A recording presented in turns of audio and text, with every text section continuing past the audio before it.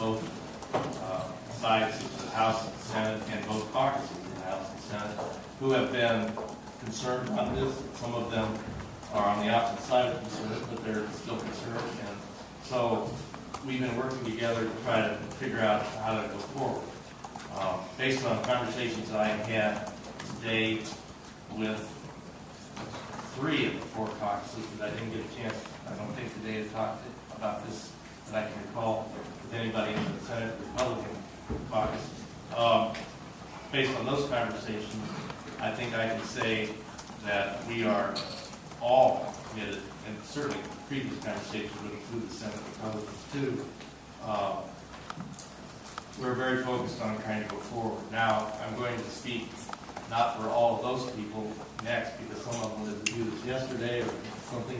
This motion is, showing impatience, and I think impatience is called for as long as it's within bounds. And I think you've accomplished that with your motion here.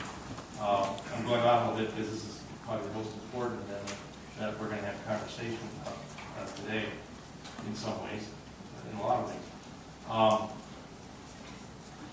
I am going to repeat something that I heard by my leader, the Speaker of the House, last Thursday in a public press conference. And the press conference is actually on another part of this bill, which we'll get to, but I'm going to make reference to it because it's applicable here too. It has to do with tax reforms, which are part of a large universe of things that we are all working on for the goal of trying to help our state get stronger. And strength is what we need. Health in the physical and medical area is part of that. So this is within bounds what we're talking about. But we need people to be employed or employed in better jobs in order to have them be more completely healthy than would otherwise be the case. And so I appreciate your amendment, but we need to go forward. Oh, I lost my train of thought.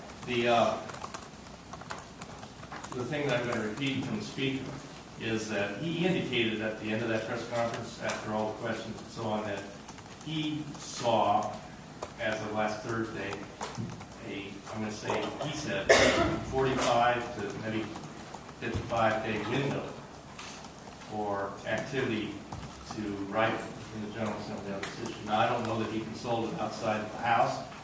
There's a lot of things I don't know, but I do know that.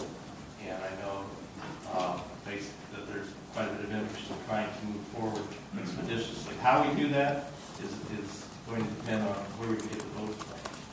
And what's going on. So does anybody else want to weigh in? Use chair conversation. I see a hand that's on the other side. In the event that this amendment does not accepted, I have a couple of other amendments I'd like to offer very briefly in recognition of progress that we've made in this underlying budget bill. But I welcome the opportunity to offer those. That's likely, I believe that's the case. Thank you, Mr. Chairman.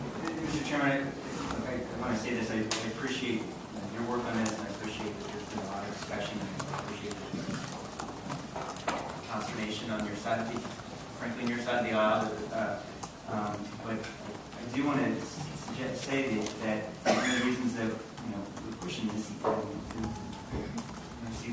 we've got 2 more days before we end the session before summer, is that we are impatient and frustrated to some degree.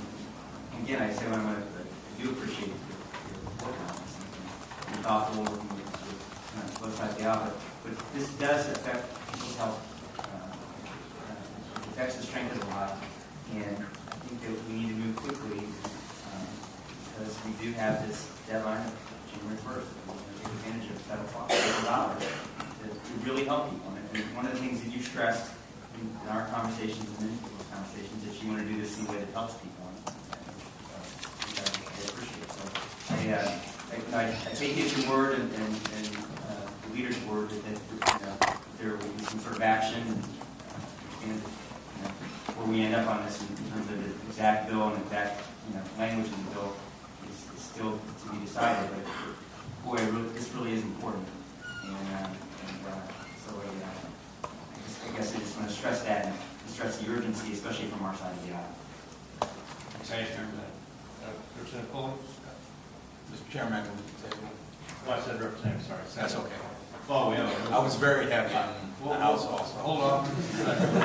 We're having a little conversation here. We'll get to your motion when it's a little bit closer. Withdraw my motion. Well, I just didn't hear it. Just in case your hearing got better, I will withdraw.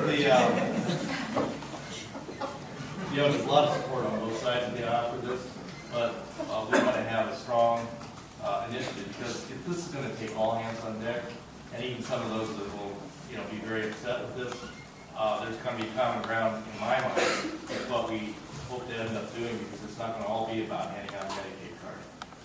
There'll be other parts that they will support. They may not support the bill in its entirety. And this project is not going to be done in the summer. I mean, I'm not talking about the bill now, but it's going to take some people's lifetimes probably. We're trying to make cultural changes that affect the heart of our big cities and the hinterlands of our rural areas, not to mention all those places in between. That's not going to be something that we do by passing the bill. It's not going to be something that the government does by itself. But we do have a role, and we need to understand how we can bring those who are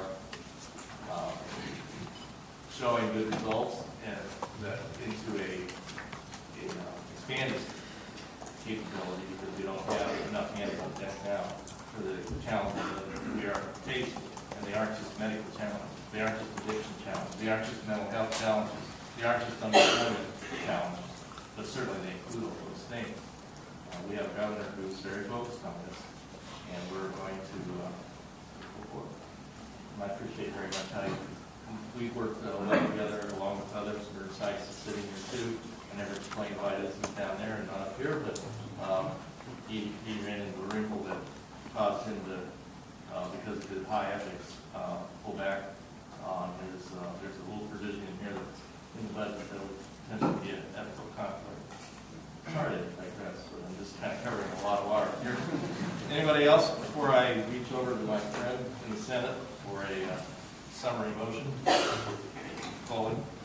Yes, Mr. Chairman, I move to table. Second. All right. We'll record how many objections. I'm on the fence on that. No, on motion to table. No.